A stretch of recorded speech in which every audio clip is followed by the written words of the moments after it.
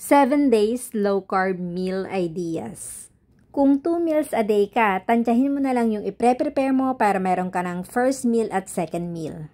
Air-fried shrimp or hipon at meron tayong chow fan style cabbage rice. Para sa sauce, pinaghalong mayonnaise lang yan at sriracha. Madaling i-prepare at masarap. Ito namang next meal natin, pork chop lang to.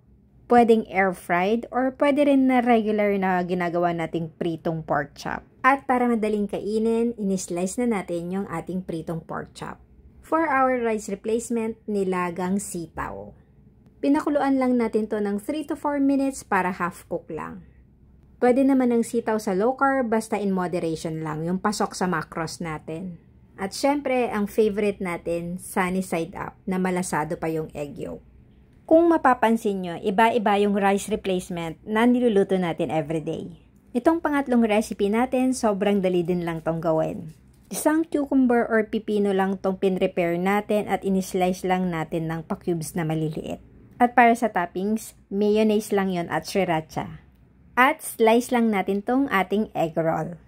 Sa egg roll, gumamit tayo ng 2 itlog. Dahon ng sibuyas at kunting red bell pepper yung hinalo natin. At nag-prepare lang tayo ng black coffee, partner nitong ating meal. At itong pang-apat nating recipe, mas madaling gawin kasi ginisa lang natin yung cabbage na may bawang at sibuyas. Pritong toyo at nilagang itlog. At syempre, perfect na kapartner ang black coffee. Pinoy low-carb meals. Toyo, itlog, at cabbage rice. At ang susunod nating recipe, simple pero masarap. Sayote lang to na hinaluan natin ng fresh bacon na kinat natin. Ginisa tapos ready na kaagad. At kung gusto mo naman ng may sabaw, masarap tong recipe natin na sinigang na isda. Hinaluan natin to ng okra at pechay. At pagdating ng linggo, steamed Baguio beans with pork adobo. Yung sauce na nilagay ko is coconut aminos na may olive oil, garlic, at chili flakes. Diba? Balanced food pa rin kahit na nasa low carb diet tayo.